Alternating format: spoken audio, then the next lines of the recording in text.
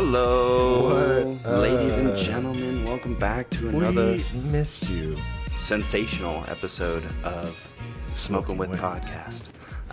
Josh and Garrett here, coming to talk to you and all the people out there about a bunch of things, just things life. that pertain to you. Before we get too hot and heavy, please go check out Magobe, Photon Tech, Medic Grow. Codes will be at the bottom of this. Go check out our Instagram. There's a cool Smoking little link tree there. It'll take you to the rest of our things. And if you feel like supporting the show any further, outside of all this, just listening and all that, if you want to support us financially, help this show create better content, patreon.com/smokingwith. $5 a month will get you some seeds, and we'll send you some stickers and whatever cool stuff we have laying around here. And some more swag is on the way. And some love. Anyway, as we roll into this episode, we have a very special guest today. We have Aaliyah May, welcome back, returning guest, the host of the But How podcast. Hello, Aaliyah. Hello, I'm so excited to be back. Last time I was on, I was a different person. I think y'all can probably say the same thing as well. Oh, yeah. It's amazing what a year plus of growth will do for you. So I'm excited to be back.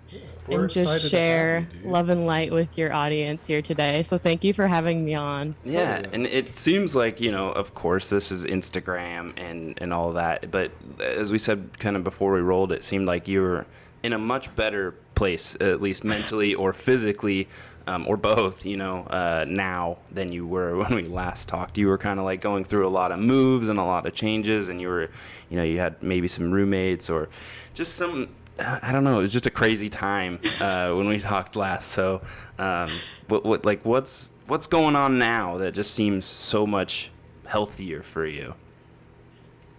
Well, I think then, when we had last had a conversation on the podcast, I think I had y'all on maybe May of last year. And then a couple months before that, I was on your guys' podcast for part 1 and 2. And we were talking about all things astrology. And my head was just all in the clouds. Literally, that's the way I can best describe it, is that I was living in a different dimension where I did not want to actually be in the physical world, because everything here was so boring and kind of was heavy to me. Being an empath and being surrounded by people who were struggling and knowing there are so many people who need help, it was really weighing me down. And over the course of the last year, 23 is the number of change. So when I turned 23, something changed inside of me where I was like, I cannot continue to live my life like this anymore, where I am just focusing my energy on helping other people. And if I genuinely want to help other people, which I do, I call myself a light worker for a reason, because I do believe I am the embodiment of light, and I'm always able to shine that light in everybody's direction. And we all possess the ability to do that. But it really took me changing my perspective, which is ironic because that's what my podcast is all about, is changing your mindset. But I had to take my own advice and really start to take control of my own life and really check in with myself and ask myself what makes me happy. And since finding that strength and that inner peace, it brought me to getting a dog, which helped me to find my purpose and just dive deeper into the podcast and treat it more as a purpose and an outlet for me to express myself and create and bring my thoughts and my message to this world, rather than just fucking around in a microphone and being like, fuck this, fuck that, so angry at the world. So yeah, a lot has changed, but in such a beautiful way. And that's, the beautiful part about life is just growing and evolving. Heck yeah. Did it feel when you were doing your podcast, I guess, was there a point in time during your podcast where it felt more effortless, right? It just felt like it kind of flew out of you, rather than you having to sit down and you're like, I gotta record this, right? Yes. So I started season 2. It was the end of winter. And whenever I created new artwork and kind of changed up the theme from this dark, dreary picture of me, I was literally smoking a joint in space and the background was all dark. And I love that artwork because it's a representation of me and where I was at that point in my life. And cannabis is still very much a huge part of me and my spiritual journey. I have a very different way of looking at it now and the way that I use it with intention. But after creating that and kind of changing my mindset around how I want to deliver my message, things started to flow with a lot more ease. And even this week, I wasn't able to record a podcast because I had other things going on in my life. And I was like, that's okay. Because if I sat down and tried to force it and to record it, then that's where the uneasiness comes in. And then the pressure, the unnecessary pressure that we put on ourselves when, you know, everybody who's listening to your podcast, both of your guys's, to my podcast or to any podcast, they're showing up because they want us to be the best versions of ourselves. So if you can't show up as that, then you just have to deliver in any other way that you can and just let everybody know, you know, you're still there, loving and supporting. And there was a period of time where I took a break because it felt so forced because my message was not me coming from my truth. It was me talking just to talk and just to put out content to be consistent. Right.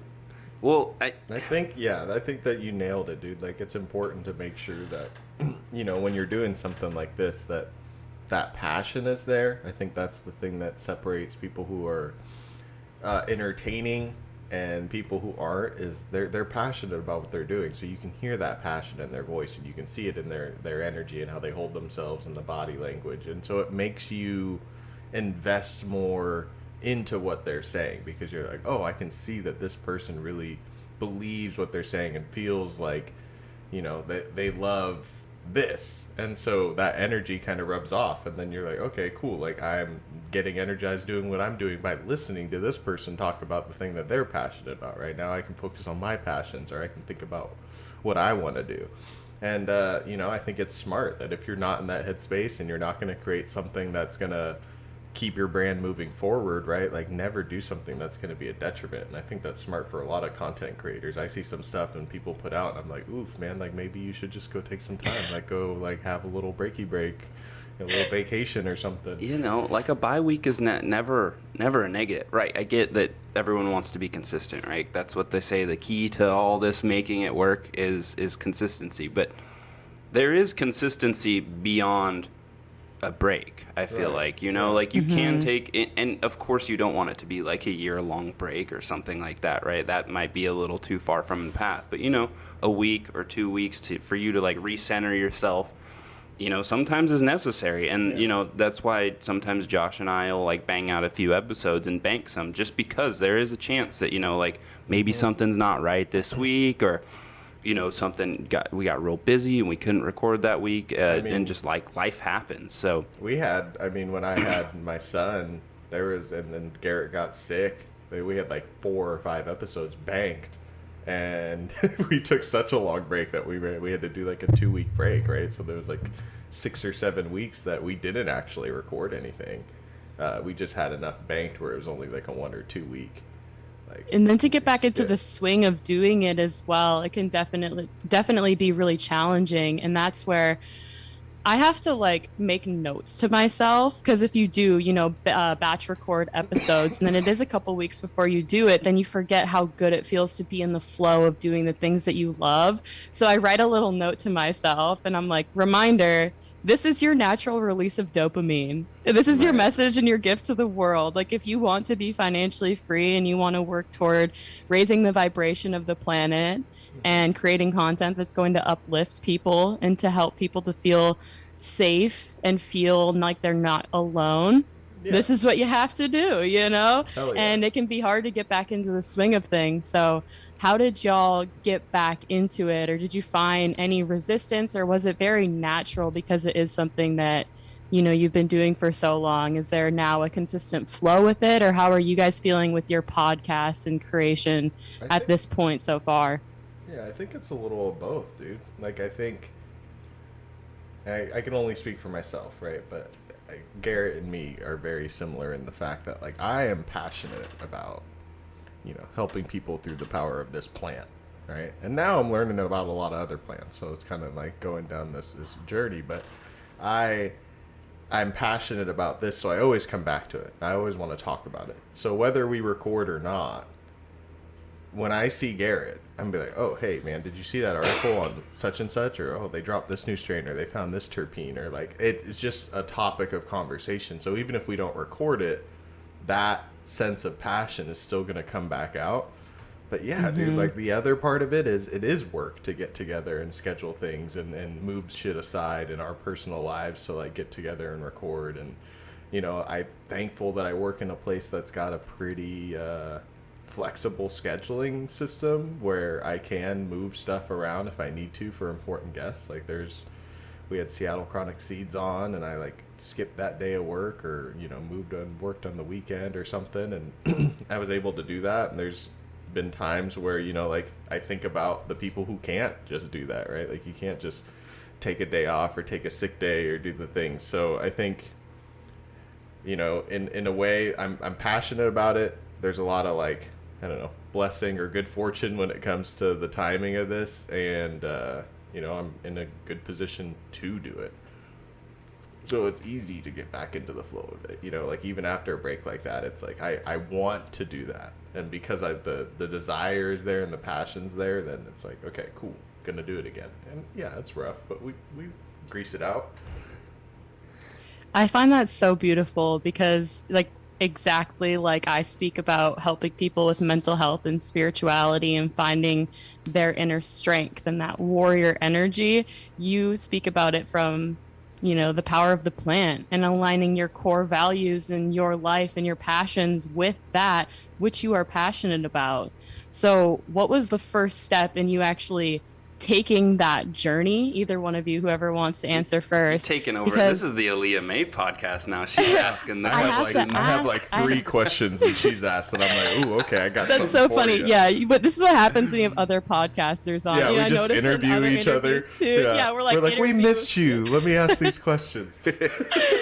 But you know, purpose is a really big thing for a lot of content creators, and you know, whatever you're creating content about, eventually you get to this point where you're just in absolute bliss and harmony, and you realize, damn, like I'm so fucking lucky to be able to do this, and that I created this platform for myself in this space. But you have to get to a place first where you can actually recognize that that is your purpose. So I'll give Garrett the floor first to answer. I would take control of y'all's podcast, but I genuinely want to know, because it's so important, and it'll help, you know, your audience understand how the Smoking With podcast came about. Yeah. Well, first I want to say that like complacency is a dangerous thing, right? Like, it's probably one of my biggest like weaknesses, right? Like taking a break. Like say when we did get sick and Josh had a baby, right? We did have all those banked, right? And then you get into this period of, you know, 2 maybe 3 weeks go by and you didn't create any content, but it felt good, right? Like you had that extra free time, that, you know, 2-3 hours plus whatever editing, uploading time is of free time now, and then that feels good. You do other things with it. However, I wasn't doing anything worthwhile. I was mostly playing video games, right? And so honestly, this podcast keeps me more so on a track if we're doing it rather than if we're not. So if we don't do it, yeah, I'll just get into this period of not doing it because, you know, we can't or whatever. And it puts me, like I guess you would say, like in a dark place.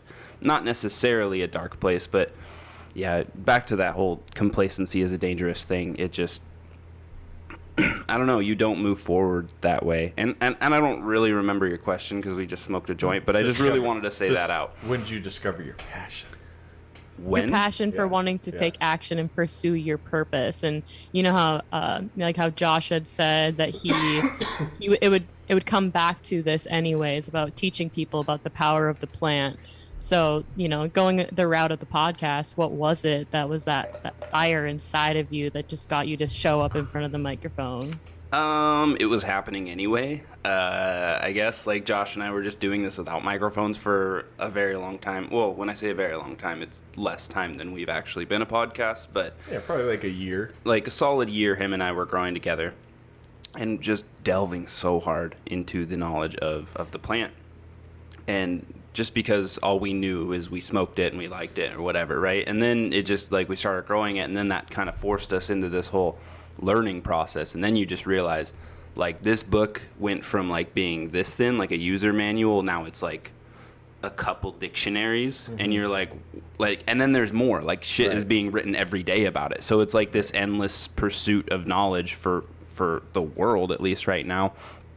And so that means for all of us, it's an endless pursuit of knowledge. So it's just so fascinating that we get to discover something like in real time, right? Like in our lifetime, all this stuff is being either discovered or rediscovered now.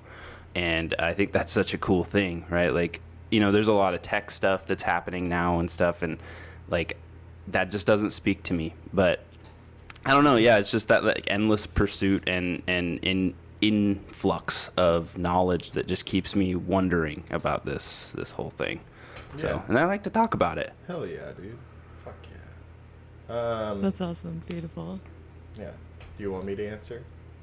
I would love to hear your answer high on too, so purpose. this This is shit gonna- sets my Yeah. soul on fire. I'm high too, so this might Tell come me from a about it. weird place. But so maybe then when we'll I get was back, like, then we'll get back to you, Aaliyah. I promise. yeah, Aaliyah. Well, because this is gonna actually segue into the question I have for you. Perfect. So, I wanted to know, or we'll get there later. But for me, when I was like 22, right, ish, I didn't know a lot about a lot, and I knew that.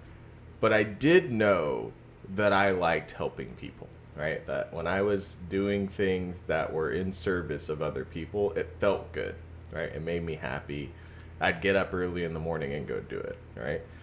So I don't know, even though the listeners know, but I used to be like big in church, right? Like I was a youth leader, you know, junior high pastor, all the things, right? Like I did Bible college for a couple of years, right? And the thing that all of that made me realize is that I enjoy helping people, right? I enjoy going out and, you know, I did some Celebrate Recovery stuff with like drug addicts, and that was really rewarding. And I used to do that.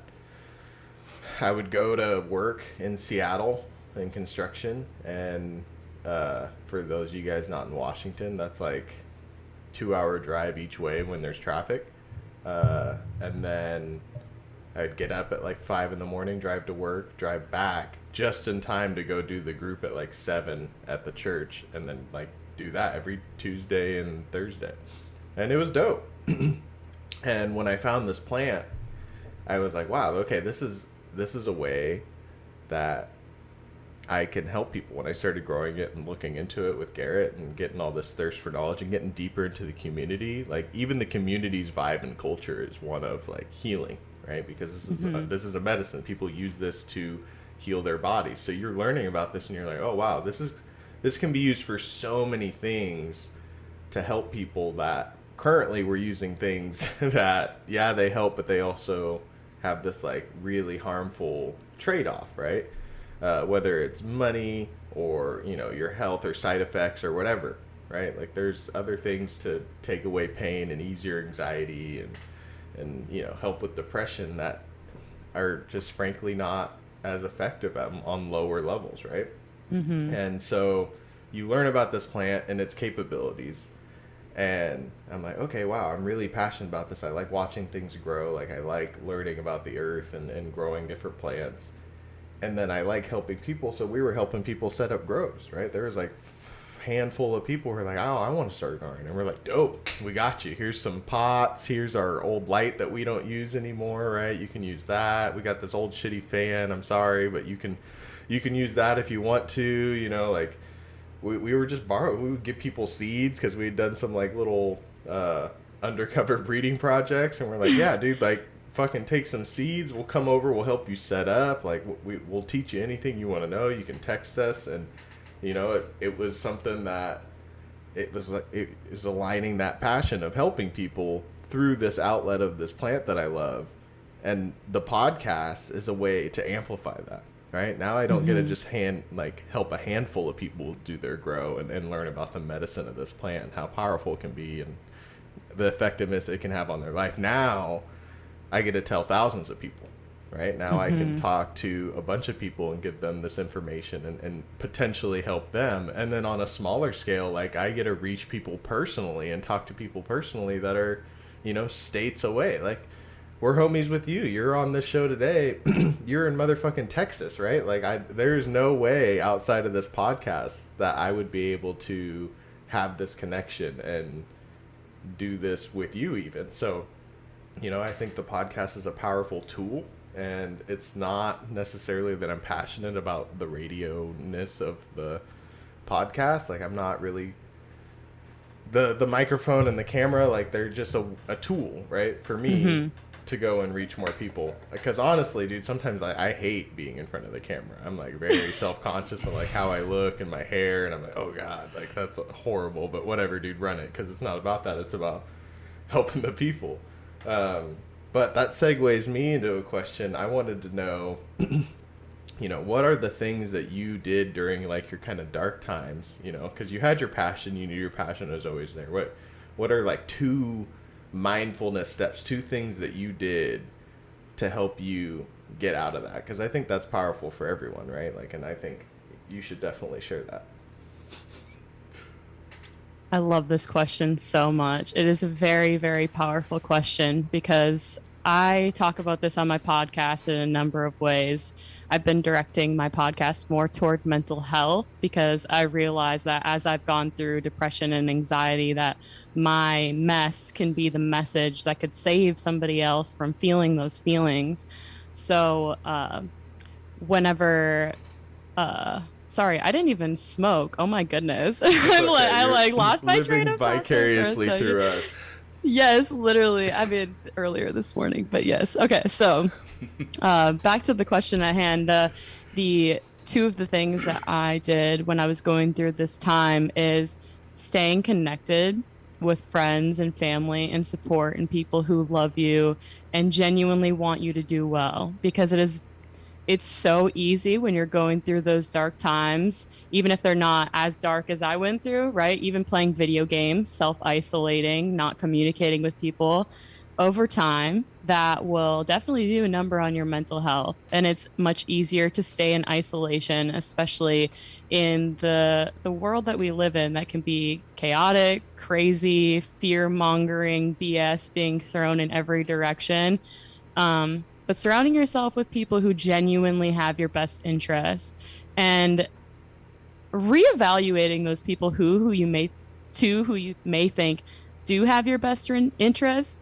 Yeah. Just like re-asking yourself, truly, do they? Like, are they really listening? Am I listening? Do I genuinely care? Going deep into those relationships, because I say connection, but through reaching out to specific people, I actually learned that some people don't have my best interests, and it was actually holding me back even more. And I was holding so much space for these individuals that didn't hold that same amount of space for me to heal. So connection is the big one. Heck is yeah. Staying connected with people who love and support you, because they will remind you of your power. Right. Always. When they send you kind messages, when they send you voice messages, save them, screenshot them, look back at them. If you can't get a hold of them, then you have that reminder there of how much of a badass you are, how much you matter to this world, and the impact that you have. And sometimes it's not that easy. I did a whole podcast episode, I think it was either last week or the week before, talking about powerful ways to get out of a mental health slump. So there is also some additional tips there in that episode if your listeners want to go listen to that. Definitely go check that out. It's very powerful, very short. I try to keep them on the 15 to 20 minute mark so that people can easily digest the information. But another way outside of that podcast episode as well is moving your body. If you are at like a 1 to 5, I would say, you could maybe chill out, drink some tea, journal, meditate. But if you're at like a 5 to 10 on anger, anxiety, depression, you need to switch your environment up. You have to get outside. You need to do something that is not normal to what you would normally do, right? If you would normally play video games or pour yourself into work or eat or, a number of things that we all pour ourselves into when we feel these uneasy feelings come up, you have to be conscious of pulling yourself out of that by doing something different than what you're doing now, because what you're doing now is not working for you. So just being mindful of that. And it is a lot easier said than done, but I'm going to add a third thing into there as well, tying into the religion aspect of it, because your story is very similar to mine, and religion is something I'm diving kind of back into, not necessarily believing in God necessarily, putting that label on it, but there are a lot of principles of the Bible that had me so drawn in from the very beginning when I was younger. And up until ninth grade, I was hardcore. Like, every bio I've ever had on Instagram until ninth grade, I swear it was like a Bible verse. Like, I was that person. And I loved the Spirit of God that moved through me in the ways that he would in church. I say he because that's what the Christian belief system identifies as. Because you've been indoctrinated to say that. Exactly, yeah. But it was the energy that would move through me. It was that knowing that there's a force outside of me that is guiding me in the direction that I need to. And having that faith and those morals and that belief system of your own is enough to keep you going forward. You know, the church has a lot of great principles like praying and having the 10 Commandments, which are moral values that we should all have nonetheless, you know, in different ways. But I think that there are a lot of fundamental principles there that are pretty universal for living a blissful life. And there are a lot of takeaways. So having something that's greater than you to believe in and put your energy into is definitely... Yes, absolutely. I agree. I think that whatever your spirituality is, spend time with that. Like, meditate on that. Be with it. Even in church, right? It was always the most important thing was your personal relationship with God, right? And in other religions, it's the same way. You know, they want you to take personal time to do this thing and meditate. And if you go and like learn some Taoist stuff and go over like more towards Eastern doctrine, like even if they weren't super spiritual, they still believed in time of, you know, being in meditation and quietness and one with yourself. And I think that if every single kind of place in the world or region in the world kind of has found the same universal truth, right? They just call it something a little different. Well, like probably it works, you know? I totally agree with you on that. And just living in different parts of the world too, with like, you know, coming from Minnesota where I lived, it was really heavily Catholic. And then when I lived in Utah, Mormon, and then living in Houston, question mark. It's literally like a whole United States culture in Houston. But now here in Austin, it's all, you know, free spirited. Everybody has their own beliefs. And it's so interesting because we all, you know, at the end of the day, if you do want to put your energy into believing in something that's greater than you, which you are being quite ignorant if you don't believe that there's a power that is greater than you that can control, that has the ability to control your future. And if you put your faith into that, then he, she, it will guide you in the direction that you are supposed to go. And I say it, he, she, it, they, just so vaguely because we all have a different way to get there. Right. But if you have those beliefs and that faith to just keep you going, it doesn't matter how you get there. Because if there is a God and he's sitting there and he's going to judge all three of us and we all have our own different way of getting there, he's not going to be like, well, because you're not Catholic, you're not coming into my kingdom. Right. You have to be Catholic and not Mormon, even though you were a great Mormon. That's too fucking bad. Like, that's not how he works. Right. Yeah. And I think even the CIA did stuff on manifestation and like vibrations and stuff, right? And like how you can like mentally call something into alignment. And like it's declassified now, right? They did this study back in the 80s. So you can go read it, guys. You can go, I think there's one library in all of America. You can Google it. It'll take you to this public library site, and then they have PDF versions of this declassified thing, and you can fucking read it. And you know, it is there. Even the CIA is like, yep, that's a thing. So again, like if it's something that every religion, every kind of culture around the world has kind of put thought into and been like, hey, this is this, and this is how this works, and then the CIA checks it out, and they're like, oh yeah, actually, you can do the like faith, manifestation, you know, whatever you want to call it, right? That is something, that is a force. That scares me that like the CIA is looking into this type of shit because like they did back in like the 70s and 80s. Oh, and they're not now? You think they probably found are now, but the like, shit that you can read about is like their conclusive evidence from like the 70s and 80s. Yeah, I don't know. Anytime some like government body starts messing with your like being able to use your mind to make decisions, I'm like, Right. But the thing about think these about what you documents can is use that your own mind for. Yes. And the thing about these documents that you're talking about, Josh, is that they're not like, it's not public knowledge that they're available. It's like, hey, yeah, we've done this research. Yep, you can definitely change your biochemistry with just your thoughts, but we're not going to let you know that because big pharma and everything. Well, The they let medical you know as industry. sneaky as they like. If you're seeking they this just put it there. information, you'll find it. But if you're not, Yes. you'll never know. We're not going to advertise it. We're not going to be like, hey, you should read this. Yeah, it's very like inaccessible as far as the internet goes. Like I could Google any other subject and there would be a million things that would give me the information. The fact that you Google this thing and it takes you to a library website that takes you to the only PDF online, yeah. Well, I mean, it's the same thing with like that's why it scares me, right? Like we just now got like confirmation about aliens and shit, right? And then there were these studies that they did with like people in LSD and just like dosing randoms and like that.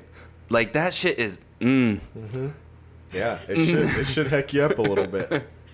Like they're like, oh yeah, we found that LSD actually can cure a lot of stuff, but we're just gonna put it out there, right? We're not gonna be like, oh my gosh, guys, look at what we found. We're just gonna like put it in this library and not tell anyone about it. Yeah.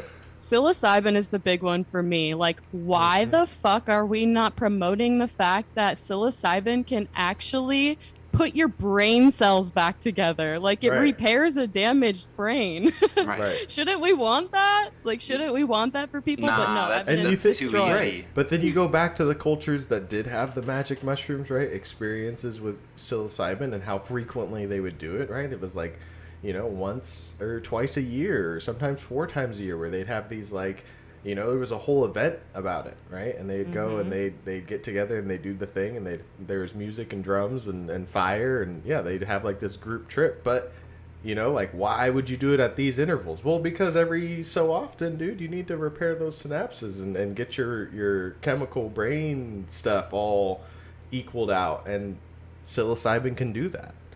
And how did they know thousands of years? Well, it's something that they've been introduced to by either something else, right? If you want to go deep alien side of it, or like you're going and you're eating different shit, and then you found out, well, I ate these mushrooms. I thought I was gonna die, but I didn't. But afterwards, I felt great. Then you're like, okay, cool. So we just need to treat that one a little bit more carefully. That's gonna be a spiritual, religious, secret, special mushroom, and then boom, dude. I thought I was gonna die.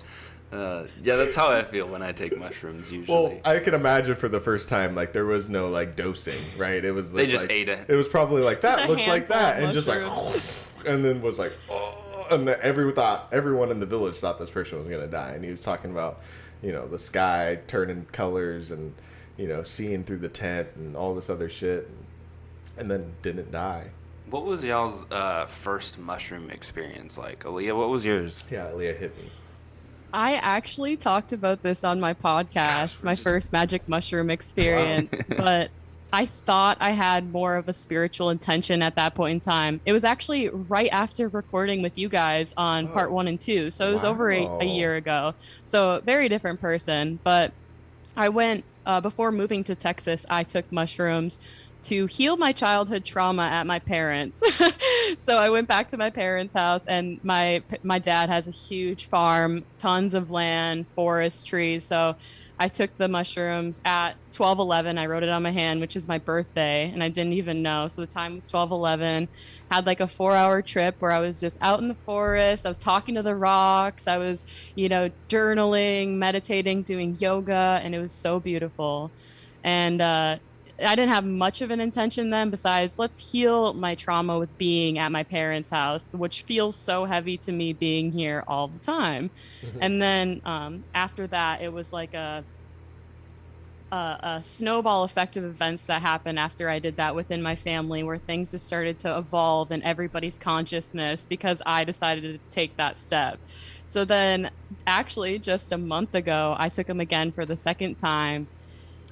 And oh my God, did it fucking rock my shit. I was crying so much, you guys, because it revealed to me everything that I have been questioning for so long. Like purpose, intention, God, source, like everything that I needed to know, it came through to me in that experience, and just looking at crystals and rocks and being in meditation throughout the experience. And oh man, it was absolutely beautiful. That I would say was more of like what I was hoping for with a magic mushroom experience, because I think I would have definitely gone and played with the rocks and gone on a hike and meditated and stuff on my own without it. But this last time I did it about a month ago was like a true awakening, where I actually had universal downloads coming through to me that were able to heal me just from having that thought and that permission downloaded through to me. Yeah. Wow. Hell yeah. So did you go into this experience like really like you said, with intention, right? Did you have like I don't want to call it like an itinerary of you taking the shroom trip, but did you have like a plan of what you were going to do while you took the shrooms this last time? Yes, this last time I had like a whole list of, I want to feel my own heartbeat. Like, to feel your own heartbeat when you're under the effect of psilocybin, which opens your heart, is one of the most empowering things, because on a daily basis, I'll often feel my own breath, because feeling that breath, which is my anchor that moves through me and keeps me alive, reminds me of my worth and my value and my purpose. But then feeling my heartbeat as I'm on this experience with it allowed me to, so that was my first step, was feeling my heart, which then allowed me to flow into all the other activities that I had planned, and not really planned, but let them go into a flow, which was making sure I eat food so I can look at my food, appreciate it, be intentional with it. I started naming all my sweet potatoes as I was eating them and telling them thank you for what they've done for me and the nutrition that they bring to my body. Meditating, journaling, just trying to go into it, I guess, with the overall arching theme of healing and letting go of any thoughts or limiting beliefs that I have. And it revealed to me something really crazy that I never thought possible, which I'll share definitely if y'all want me to. Of course. So when I first like started the podcast, met you guys or anything like that, I don't know if we talked about this in the last episode, kids, but I was like so against kids, because I had 4 younger brothers that I felt like I had to raise almost in a way. And so I was like, no kids, fuck kids, you know. And I'm looking at this rock when I'm on mushrooms, and I see 4 sets of eyes, and it's a mother and a father holding 2 kids, and I was like, I'm totally supposed to be a mother. I am way too conscious of a human being to not have a kid and instill my ideas in them and make them a fucking badass and help them to find their power. So in that experience, my limiting self-belief was that I can't be a parent because I need to do life for me. And I was coming from a very selfish place, and opening up my heart in that way and having the intention revealed to me that I was actually lying to myself, and that I really do want to nurture and care for and love another individual and be a mom and use my power as a woman to bring creation to this earth, you know? Oh yeah, that's dope, dude. What a good shroom trip. Like, damn. And good on you for eating, bro. Like, whenever I'm on shrooms, I cannot eat. I'm like, maybe some like candy or something if somebody tricks me, or something. But like, nah, like it fucks with me. What was your dose? I took 4 grams over here. of golden teachers. Yes. But I will say this, and this is not a recommendation for anybody. This is just me and my own personal experience. But how much so do actually you weigh? it ended. What was that? How much do you weigh? 120 pounds. 120 pounds, 4 grams. Okay, yeah. I just want to put that into perspective. I don't know how that dose compares to others. Yeah, so I'm 120 pounds. It was probably about 3.5 by the time it was all said and done, because I blended it into a smoothie, and I couldn't swallow the end of it. It was like just a little bit, but I probably was about 3.5, let's say. So the whole yeah, so then after I blended it and I drank it, and then after hour 1, I took 1 hit, and that elevated my experience by, I hate to even say 10x. It's like 20, 50x. Like, everything was just so in sync and harmonized that I felt the energy of the oneness of the universe, and I'm floating on it and I'm riding out this wave. But it wasn't until after I took that 1 hit that I actually felt that extremely elevated openness in my heart space. Hell So yeah. again, not a recommendation, but if you do, interact with both of these on a regular basis and you know what your dosage is and you're curious about it, it is quite a beautiful experience if you go into it with an intention and an open mind. Yeah, and I think you mentioned those golden teachers, right? Yes. I think those are stronger than Cabenzis, like the regular ones that we'd get around here. So I think we call them regular ones, but they're the ones that are around here. Regular ones. Over there in Texas, she's like, what? Cabenzis? Yeah, we're like, the ones you could literally go outside and pick, the ones that are out there. Wait, what? Bro, Cabenzis in Washington just grow in the wild, bro. Yeah, if you know what you're looking for, you could just go forage hella Cabenzis. Like, we have closed cap and, like, golden Cabenzis, like, everywhere. Yeah. Go find them on some cow poop. Amazing. Yeah. Legit. Bro, Love to put that in my smoothie. Yum. Hey, man, they all grow on decaying material. A whole eighth of something strong, that's impressive. Like, I commend you, because I do an eighth, and I'm like 200 and... I've never even I'm like 110 pounds more than you. And my goodness. taken like the same dosage of mushrooms that are probably not as strong as the mushrooms you took, and you're like, So I feel that you're definitely one with the universe, because you're on a hero trip for sure. Man, I don't think I've ever gone past 2 grams. Like I'm always nervous with my psychedelics. I take them in very small stages, and shrooms for whatever reason just like make me nauseous, like insanely nauseous, and that is like one of my least favorite things, is feeling nauseous or feeling like I'm going to, Honestly, I just have to go take a shit, and then after that, I feel good. Like, It hurts your stomach so bad, bro, though. yeah. Like, Not a I fan. feel that, You got the BGs bad. Like, you're like, oh, and you feel all nauseous, and Everything you're just sweating, needs and your to- palms are sweating, and you're like, But like what's once you happening get to past me? that, it's like, whew. Yeah, as soon as you ride that out, bro, like, it's good times. That's why. Does your guys' face get like super flushed too, like on your cheeks? My chest too. Like, my chest will get all Yes. pink. Yeah. Yeah, I don't know. I'm down with the psilocybin, but yeah, that experience, if I have to go through that experience to get to a good experience, I don't know. It's like, I do it. it's hard for me to do it. Yeah. Have you guys ever heard about the podcaster Aubrey Marcus? No, is that her He podcast is- or his he- podcast? Sorry. His podcast, yeah. So he used to own On It, which is a fitness supplement brand with Joe Rogan, I believe, and he sold it as of like this year. But he's in Austin, and he is a psychedelic enthusiast, and he talks a lot about. He just had Aaron Rodgers on the podcast talking about his experience with ayahuasca. And through listening to Aubrey Marcus, I've been able to open up my mind even more to psychedelics, because I am much like you guys. Did you Very do much some about the power ayahuasca? of the plant. Like, I love smoking. It's always done it for me. It's allowed me to get to that place of calm. It's allowed me to have realizations that I didn't know I could have, and just allowed me to unlock levels of myself I didn't know possible.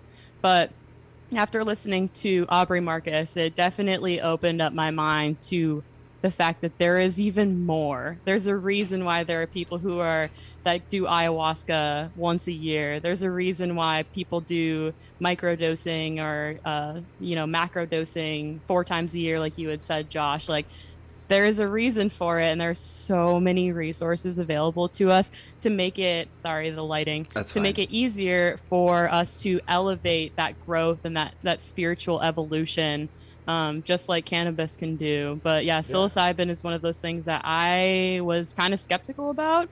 And even as you guys say, like 4 grams is a lot. I'm like, is it? I don't really know, because I don't know a ton, but I knew that was what was called to me. And the reason I took that, and this is gonna maybe sound kind of stupid for some people who are listening, but I was seeing 4s everywhere when I was asking the universe, how much should I take? What do I really need to get to this place? Because the time before, I think I took maybe 2 grams, and I felt just normal. Like, I don't know if that's just because that's what my natural state is, but 2 grams just didn't really do it for me. So I saw 4s all day long, and it was very clear to me I needed to do 4.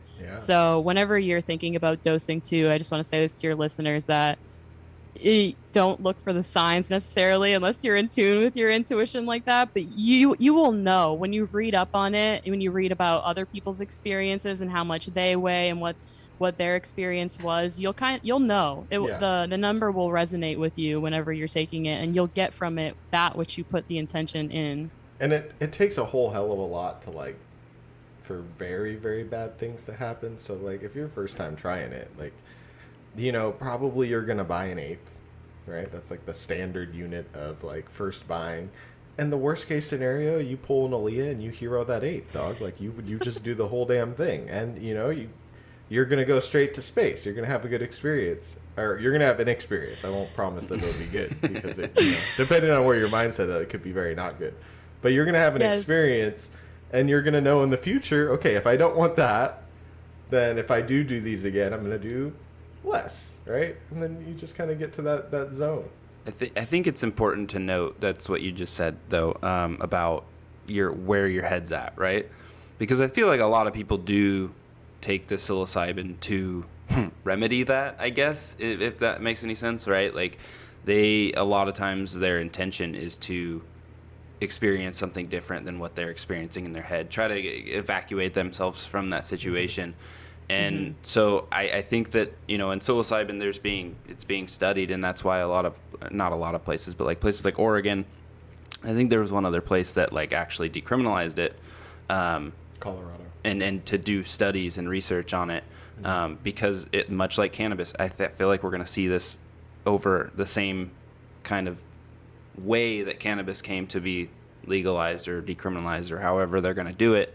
But yeah, it's just a very therapeutic thing. And even if you go into it and have like a bad trip, afterwards the therapy's still there, right? Right, and that's right. Yeah, that's what I'm saying. Thank you.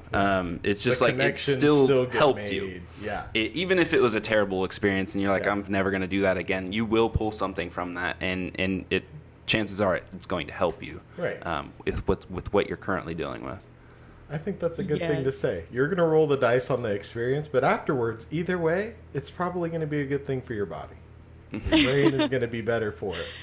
You might white knuckle it or laugh your way all the way through. Either way, you're going to cry. I will say that. Good trip, bad trip. Tears will be had. Like, man, I looked at this box one of my first times tripping, and I passed the UPS like storefront, and there was just this one box, dude. And I don't know why, but it had this like one light shining down on like the different parts, and it was hitting this box just right. This looked like a glowing box to me when I was like tripping, and I was like, wow, look at that box. And then I walk up to the window, and I'm like, I put my hand, I was like, that box is just so perfect. My homie was tripping too, and he's like, wow, dude, that fucking box. And we were just staring at this box in UPS like probably 30-45 minutes in the middle of the night.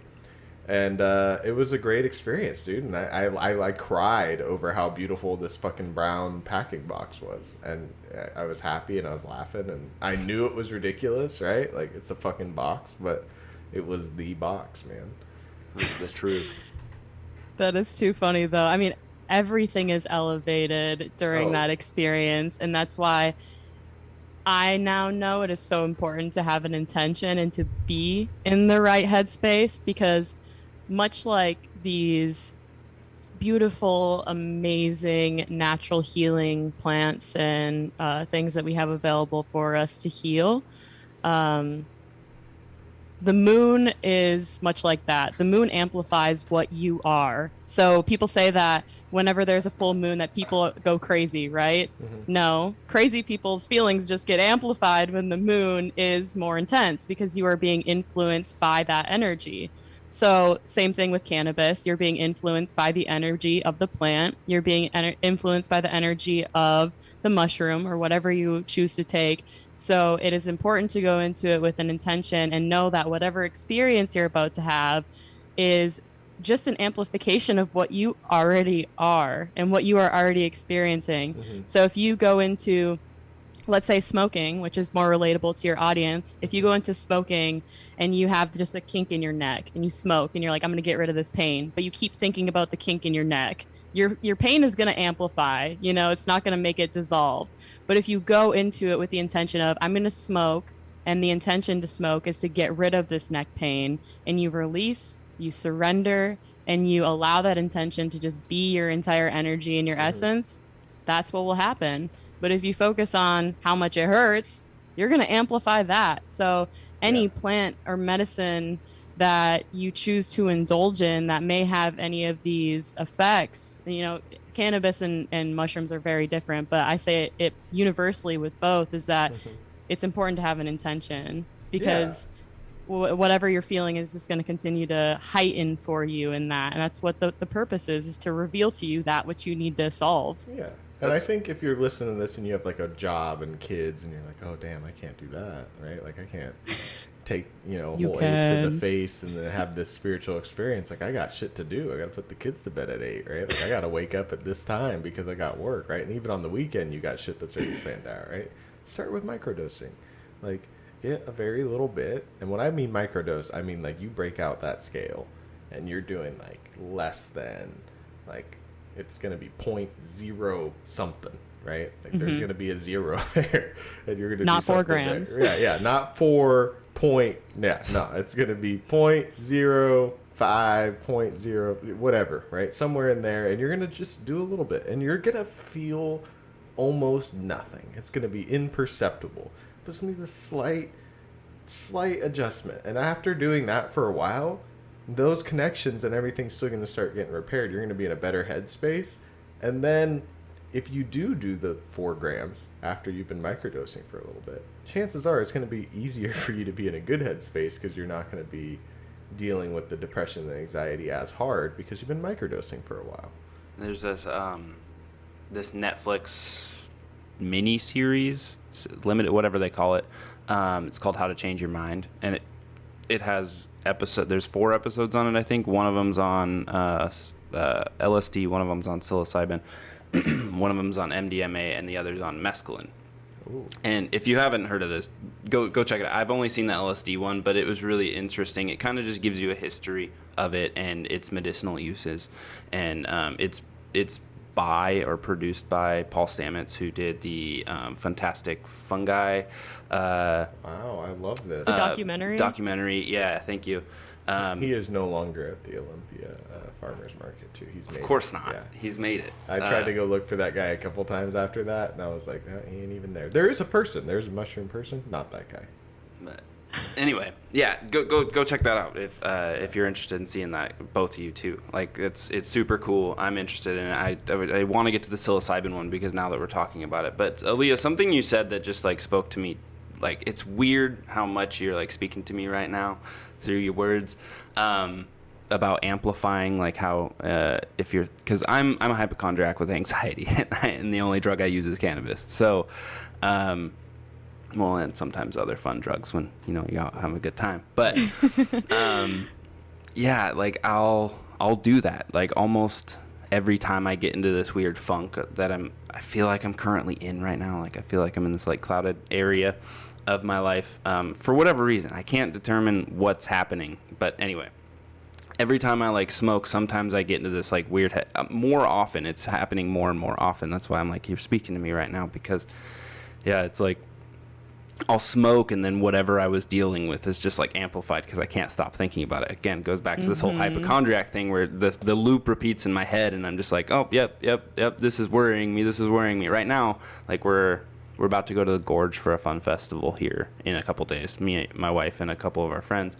And I literally just fixed this bus, right? Like I just got the engine working like a week ago, like got it done. And I'm just worried about it, right? Like I have faith that it made it because we took it already 50 miles and on the freeway and everything. And I have faith it operated and all that. But like something in the back of my head, I'm like, I just got this thing fixed. Josh just got a call. Yeah, I don't know. It's just this thing that's lingering in my back of the head because now we got to take it to Eastern Washington. And that's like 100+ miles. Up and down a mountain. Like over a pass. Yeah, I'm imagining this right now. Like if it just shuts down, it's like or you're going up and it shuts down and you're going backwards. Yeah, so. and this was like engine work. I was doing like intensive like engine work to this motherfucking thing, and I did this all in like a couple of months, and it's something I'd never done before. And yeah, I'm just like, so it's like been on my mind, and every time I smoke, not right now because we're doing this podcast thing, I put my energy here from the weed, but I'll just like smoke and I'll just sit there and think about it and think about it and think about it and like put myself into this pit of despair of like, this is not. And again, it goes back to this kind of manifestation thing, right? Like if I keep thinking about that and then I think about that and then I fixate on that I'm not manifesting the right thing, right? I'm manifesting that this bus is breaking down because that's all I could fucking think about. And that's not where my mind wants to be, right? Right. Yes. So yeah, sometimes like I've been thinking a lot about like, unfortunately, like taking a big break from cannabis, aside from what we do here and like the reviews and stuff we're gonna do. But like I just feel like that's something that, you know, you just gotta, I gotta bring myself back into like the clarity, I guess. But that was just really crazy that like a lot of what you're talking about today is really speaking to me, and I think it's because I'm in my, as you would call it, like, and this happens to me, I go in ebbs and flows of my like dark place, right? Everything feels okay, as we all do, right? But like you express outwardly all this, you know, the same person, but like internally you're just dealing with a bunch of shit, and you're just like, oh man, and you don't let that out, right? Like then none of that goes out. But it's just, I don't know. Maybe it's fate that we're talking right now, you know. I just needed this like therapy session with Aaliyah. No, I think you need to manifest some time, and we need to drive that bus up and down the Nisqually Hill. Like, I just feel like you just need to go take, like, 3 loops. And I'll be like, that's fine. And then you're like, okay. Like, we didn't die. It didn't break. If it was going to break, it would have broke. Like I said, though, I have faith in it. That's the thing. It's just... No, that's what I'm saying. But physically, like, you can go back and be like, look, I made it up literally a steep... We could even go the back way and go up the windy part that spits you out over there by the stop sign. And it's like, all right, cool. Like, I'm ready for a mountain. We're good to go. I love that you brought that up, too. And it's funny because... You say maybe it's fate that we are together here, but no, like everything works out in divine timing as it's supposed to be. Like we already knew, you know, when I first reached out to you guys, like almost 2 years ago now, like it's random DM in your request. Like when I first reached out, who would have thought that I would be the one to relay this message to you, to give you that permission? Because I don't know if y'all noticed, but I didn't smoke during this episode because I've noticed that I actually get more anxious when I'm speaking to people and I'm high versus if I do introspective work where I'm going inward when I smoke. That's where it's more beneficial for me. So when I smoke with the intention, let this breathe in creativity into my body. Let this bring ease into my body. And as I'm feeling it, I'm feeling the smoke going through my body. I'm actually being super present with it. And it doesn't work for me always to smoke with people anymore. Certain people, yes, you know, it works for me. But if we're recording a podcast and I want to have my thoughts clear, I know how strong my anxiety is and how if I have a bad experience, or if I'm going into it with even just a tiny bit of that emotion there, it will amplify that, which I already am. And around the time right now, which is a full moon phase that we're in, I don't want to risk that. I want your audience to love me and to see the light in me and not to be like, damn, this bitch is fucking crazy. No.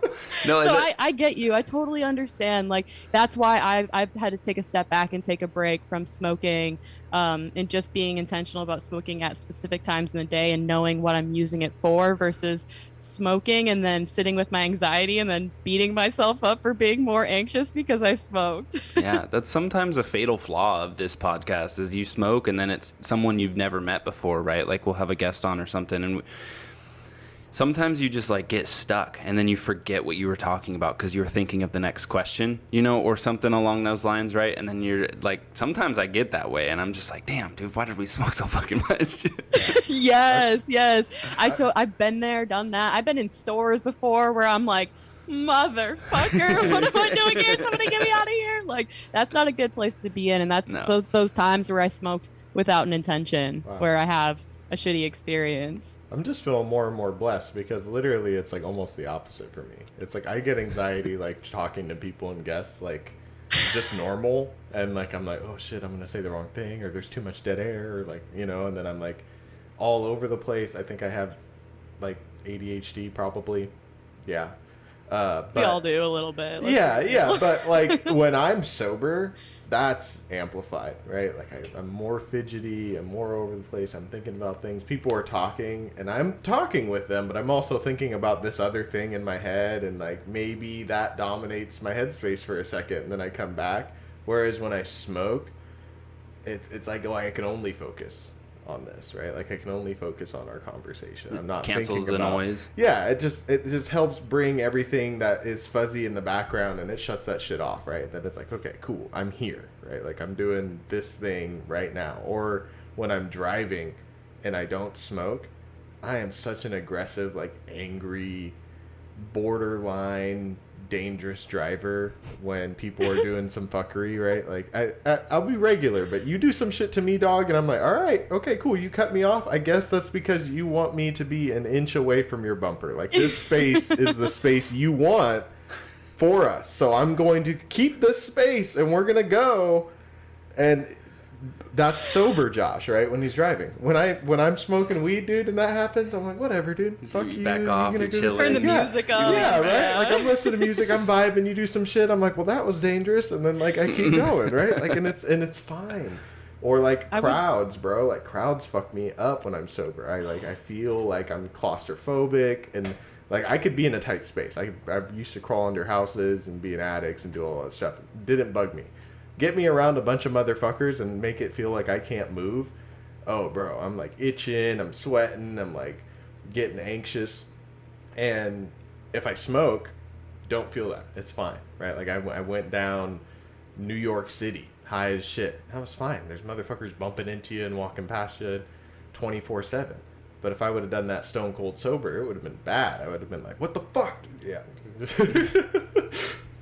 I would just like to add, because I've been in both of y'all's place before. Like when we first met, first recorded, that's where I was at. Josh was like, I had to smoke in order to be a functioning being. Mm-hmm. I was like, oh my God, people are so much.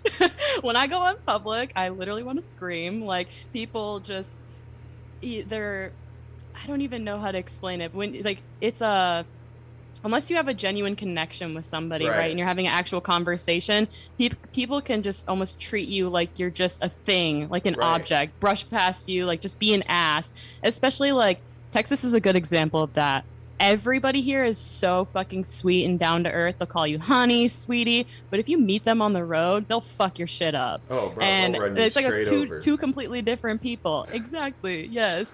And I had to, like when I first moved to Houston, I had to be high all the time, driving in traffic because it was so much. They're aggressive. But I got to this place where I was like, I don't want to rely on something to keep me from losing my shit. So I started to discover other things like breath work and meditating. And I would love to share with your audience here, for anybody who might be resonating with any of this, if you feel like maybe you have those amplified feelings of anxiousness, or you are in that place, like Josh had said, where you feel like you just can't deal with people. Yeah. I've been in both. And I'm here to tell you that there are so many beautiful resources available to you outside of smoking or, taking mushrooms. Yeah. You can tune into your breath. You can find your center. You can find your inner peace by focusing your energy on your inhales and your exhale, feeling it going in and out of your nose. Right. It kind of sounds woo-woo, and it's a lot more challenging to pull your attention back into that, but it is so worth it, because you don't want to be that person to lose your shit, and you don't want to have to rely on smoking to make it possible to do the everyday activities. Right. And it sounds woo-woo or whatever, but the fact of the matter is, you can go read books and talk to people that have studied this, and there's studies gone for thousands of years on the power of meditation and breathing, right? Mm-hmm. It's not like, it's woo-woo, but it's kind of like you're just doing a disservice to yourself to like not even look into it, to discredit it, because it's powerful and it works. Like it's been proven. You're just choosing not to access that potential. Absolutely. Yeah. Aaliyah, I noticed that you had some guests recently. You've been starting to have, or at least one, I noticed. Is that something that you're trying to gear toward, or is that just something that just kind of happened? Yeah, so I actually just as of like 2 weeks ago, maybe, I was like, this is no longer a me thing anymore. Like, I've shared a lot of my stories and my experiences.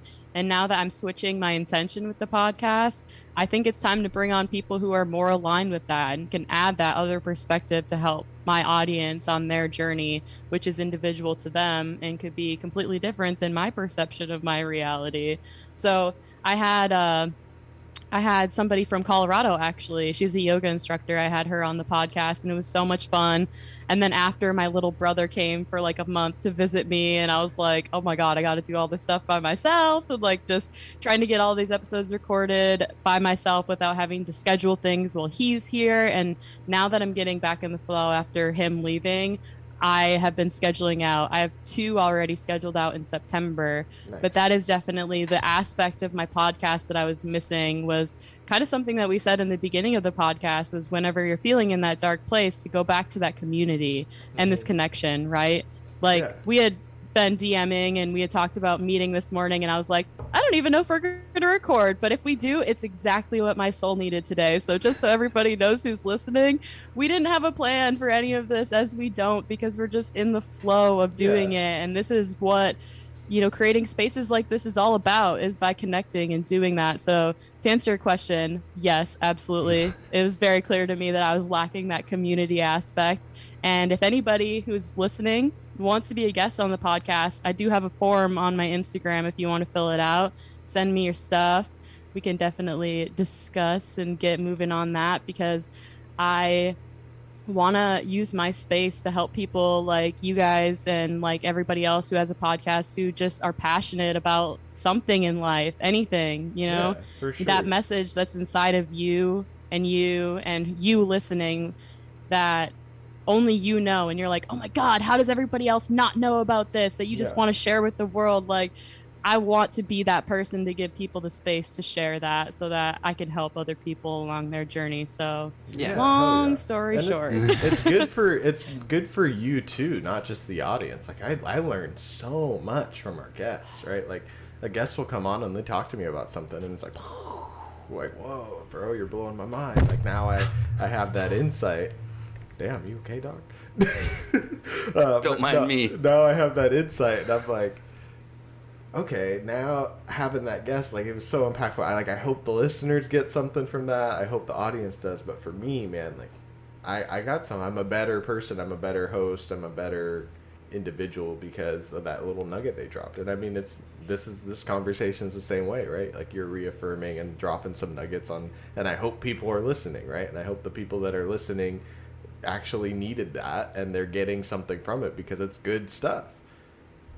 Me too. That is all that I can hope for with everybody who is listening, is that my message resonates with somebody, anybody out there, and that you're able to take actionable steps in your life. And I always say, get curious about your own experience, because I could be curious about either one of your experiences and dive deep into the Smoking With podcast and how you guys started a podcast and all the episodes and the accomplishments and all the followers and the reels and everything you guys did, and be so curious and obsessed with somebody else. And just using your podcast as an example, you could use Aubrey Marcus, who's millions of followers, you know, anybody, or you could go out and create it yourself and get curious about your own experience and have a badass life while you're here incarnated in this earth suit, in this soul at this time. And then eventually get to go talk to those people, right? Like, I am Yes. 100% a believer. Like, dude, we're going to get to a level where we're going to have some motherfuckers on this podcast that's going to be like, damn, dude, like, we never thought we would make it to this point. And,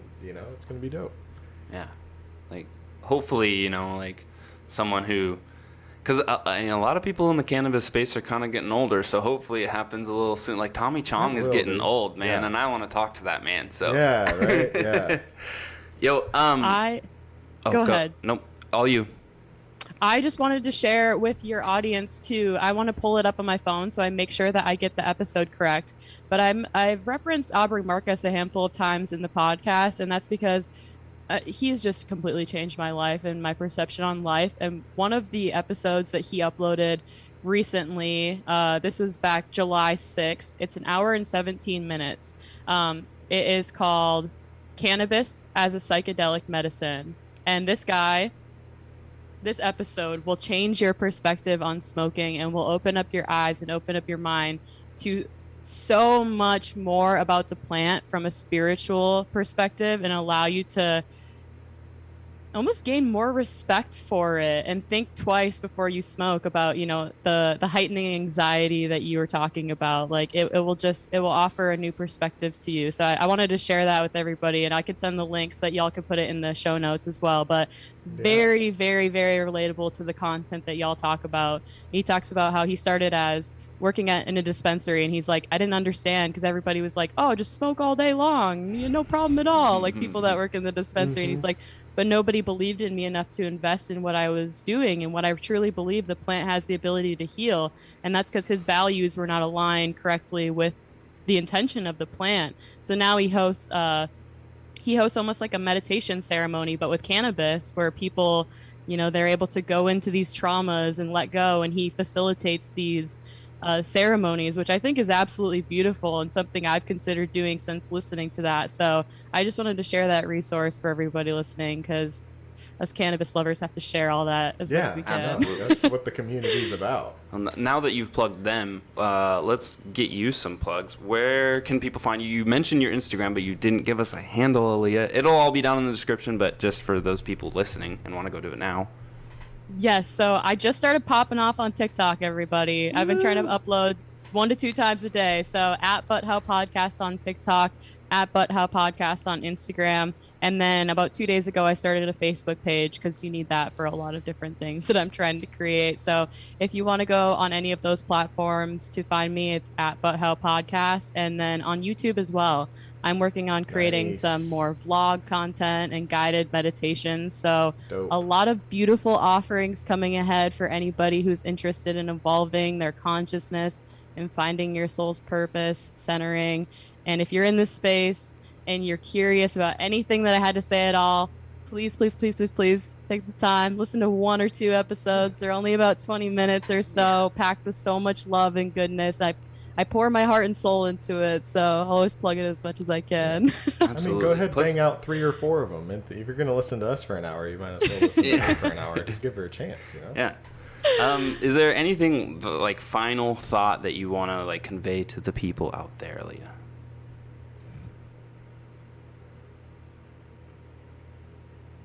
Final thoughts. I want to leave something with like a bang, but the thing that's really just resonant, like I don't have a quote or anything to pull from off the top of my head, but one thing that's really resonating with me is just to remind each and every person listening that you have a purpose, and don't stop until you find it, whether it takes smoking, psilocybin, meditating, going to church, whatever it is. You have a purpose, and you are here for a reason. So do not stop on this quest of life until you find something that sets your soul on fire. Bang. Damn. Bang. Bang. All right, Aaliyah, thank you so much for your time. Yeah, it was so good to talk to you again. Thank you so much. And been fun, guys. I hope you enjoyed this episode. Go check her out. Until next time. See you next week. Bye. Bye.